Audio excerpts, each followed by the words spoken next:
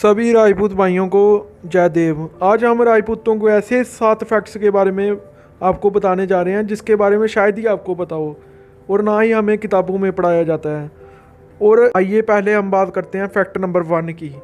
उत्तराखंड एक अकेली ऐसी स्टेट थी जिस कॉन्टिनेंट पे मुगल राज ही नहीं कर पाए। 1640 ईस्वी में शाहजहां जब राजा था दिल्ली का, 1640 ईस्वी में शाहजहां ने अपने जनरल नजाबत खान को 30,000 मुगलों के साथ उत्तराखंड जीतने के लिए भेजा।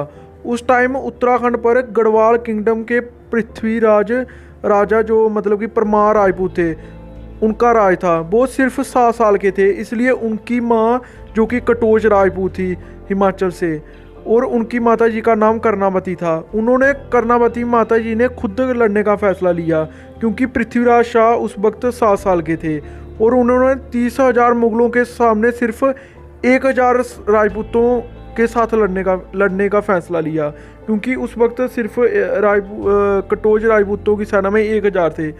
और फिर भी उन 1,000 सेना राजपूतों की सेना 30,000 मुगलों पर भारी पड़ी और मुगलों को भागने के लिए मजबूर कर दिया उन्होंने।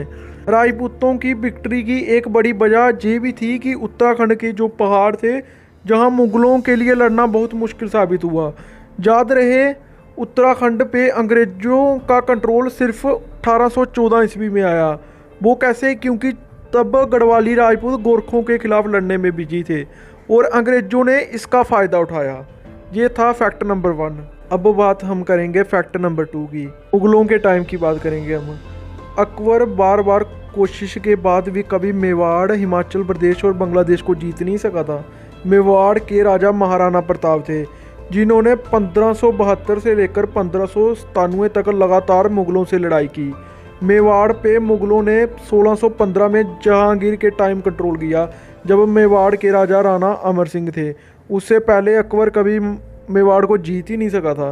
हिमाचल प्रदेश के राजा जो एक कटोच राजपूत थे जिनका नाम त्रिलोक चंद्रा था, उन्होंने अकबर को 52 बार हराया था।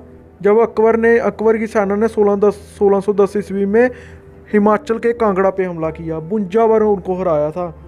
और बांग्लादेश के राजा जिसका नाम ईसा खान बट्टी था, और वो उनका जो नाम बट्टी था वो किसी कास्ट पे नहीं था बल्कि बर्थ प्लेस का नाम था, उस जगह का नाम था। वो खुद अवैध जो मतलब कि यूपी है वहाँ के बैंस राजपूत थे जिनका पीछे से वंश बताया जाता है। उन्होंने 1576 से लेकर 1599 तक मुगलों को बार बार हराया। उनकी डेथ के बाद 1610 में उनके बेटे मूसा खान बट्टी के टाइम जहांगीर ने बांग्लादेश को जीता। हम बात करेंगे फैक्ट नंबर 3 की। राजपूत एम्पायर मराठा एम्पायर से ज़्यादा बड़ा था।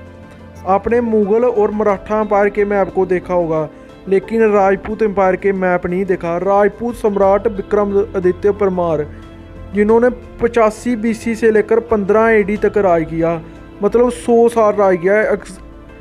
अलेक्जेंडर से भी ज़्यादा एरिया पे राज किया। 10% पूरे का हिस्सा पूरे वर्ल्ड पे अकेले विक्रमादित्य परमार ने राज किया।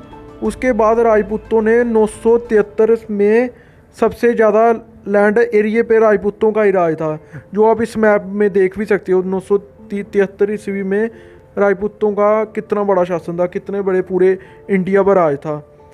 इस time Pakistan, Punjab plus Khyber Pakhtun plus Afghanistan के कुछ पार्ट पे जंजुआ राजपूत का राज था उस टाइम, और राजस्थान पे चौहान का, और गुजरात और सिंध के कुछ हिस्से पे सोलंकी राजपूतों का राज था।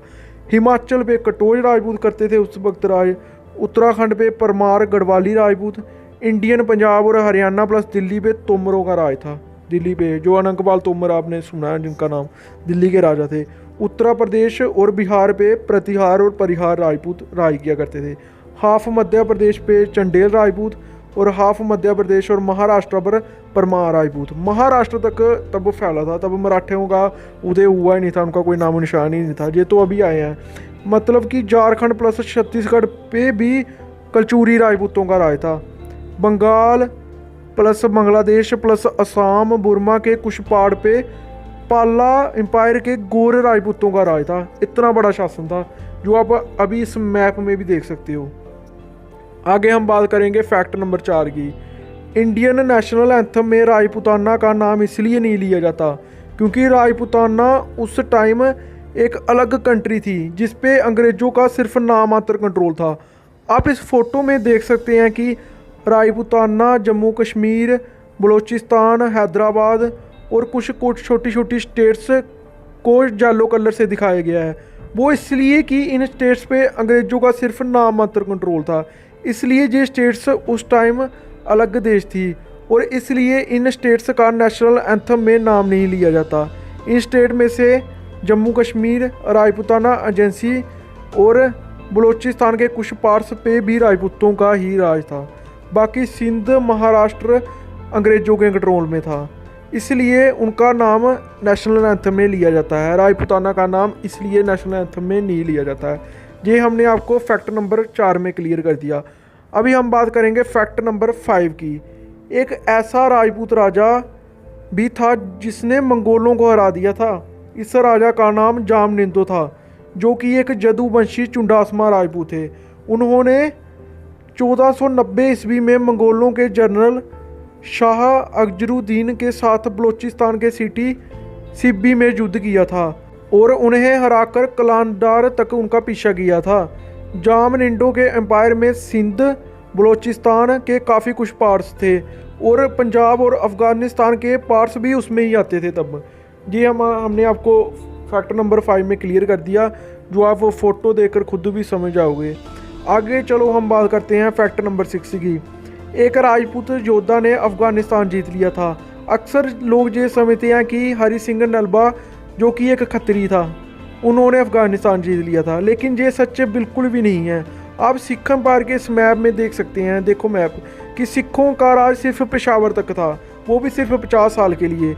मतलब हरि सिंह नलवा ने सिर्फ पेशावर जीता था, ना कि अफ़गानिस्तान। अफ़गानिस्तान को जीतने वाला एक राजपूत राजा मान सिंह कशवाहा था, जिसके मैं अलग से भी वीडियो बनाऊंगा। मान सिंह कशवाहा ने पूरा अफ़गानिस्तान जीत लिया था। मान सिंह कशवाहा ने 1580 ईस्वी में कशवाहा की अपनी सेना के साथ अफ़गानिस्तान में घुसकर अफ़गानों के सरदार शादमान को हरा दिया था और 1580 से लेकर 1582 तक 2 साल अफ़गानिस्तान के गवर्नर रहे। फिर वे वापस अमरकोट वापस आ गए।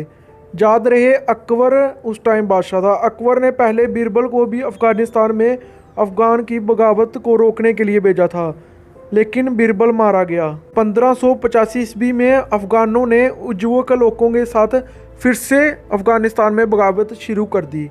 मान सिंह ने दोबारा से 12,000 कशवाहा राजपूतों की आर्मी के साथ मिलकर अफ़गानिस्तान पर चढ़ाई की और इस बार अफ़गानों के 5 ट्राइब और उज्बेकी जो कि उस वक्त बगावत कर रहा था, उनको हरा दिया और फिर से अफ़गानिस्तान को उन्होंने दूसरी बार जीत लिया। गुस्से में आकर मान सिंह ने अफ़गानों के 5 फ्लैग जो झंडे थे वो जला दिए। इस विक्ट्री से खुश होकर मान सिंह ने आमेर के फ्लैग 5 कलर बना दिए। जो आप अमरकोट का फ्लैग देखते हो कशवाहों का, ये उन्हीं से लिया गया है।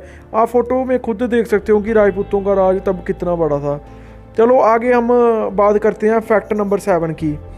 फैक्ट नंबर 7 में हम आपको बताएंगे कि अरबी, गजनबी, गोरी, मामलूक, खिलजी, तुगलक, लोधी, सईद, सूरी, मुगल, इनमें से कोई भी राजपूतों को एक बार भी नहीं हरा सका था। अक्सर लोग ये समझते हैं कि राजपूत हमेशा हारते रहे, लेकिन ये बात बिल्कुल उलट है, क्योंकि इन अरबी, गजनबी, मुगल, तुर्क जितने भी विदेशी आक्रमण थे, सब ने कुछ देर बाद एंड हो गया था, सबका कुछ देर बाद एंड हो गया, लेकिन राजपूतों का नहीं हुआ था खात्मा। राजपूत लड़ते रहे, मरते रहे, तभी आज आबादी कम है, लेकिन राजपूत ख़त्म नहीं हो। इन लोगों का राज भारत में नहीं बल्कि नॉर्थन भारत में दिल्ली, पंजाब, यूपी और बिहार के कुछ हिस्से पे होता था। वैसे तो राजपूत पर 644 ईस्वी से ही हमले शुरू होने लगे थे, लेकिन राजपूत 1615 से लेकर 1710 तक सिर्फ 95 साल मुगलों के कंट्रोल में रहे, उससे पहले कभी नहीं रहे। अरबियों के 3 बड़े एम्पायर थे। पहला राशिदून कैलिफेट, जो आप फोटो में देख सकते हो, उमय्यद कैलिफेट और अब्बासिद कैलिफेट। इन तीनों एम्पायरों ने राजपूतों पर, तब इंडिया को राजपूत पीरियड कहा जाता था, इन सबको राजपूतों ने इंडिया में घुसने नहीं दिया था। उसके बाद गजनबी आए, कुछ देर तक इंडिया में घुसे और सक्सेस भी हुए, लेकिन राजपूतों ने फिर से गजनबी के हाथ हार हुए एरिया को वापस जीत लिया था राजपूतों ने। फिर इस तरह मोहम्मद गजनबी इंडिया को ना जीत सका। गजनबी के बाद दूसरे गजनबी ने भी कोशिश की, लेकिन राजपूत उन्हें रोकते रहे। इस तरह गोरी, मगलूक, खिलजी, तुगलक, सईद, लोधी, सूरी, मुगल जितने भी विदेशी आक्रमणकारी थे वो राजपूतों का खात्मा नहीं कर सके। शत्रासिल बंदीला ने 1681 ईस्वी में बुंदेलखंड और उसके आसपास के एरिया को मुगलों से आज़ाद करवा लिया था, और बाकी 1710 ईस्वी में राजपूत रिवेलियन शुरू हुई, जिसके बाद राजपूताना मुगलों से अलग हो गया। 1717 ईस्वी में कशवाहों ने मालवा अपने कंट्रोल में ले लिया। दुर्गादास राठौर ने भी मारवाड़ को छुड़ा लिया। अभय सिंह राठौड़ ने भी 1731 ईस्वी में गुजरात को अपने कंट्रोल में ले लिया, और लगभग इसी वक्त हिमाचल के कटोच राजपूतों ने भी खुद को मुगलों से अलग कर लिया।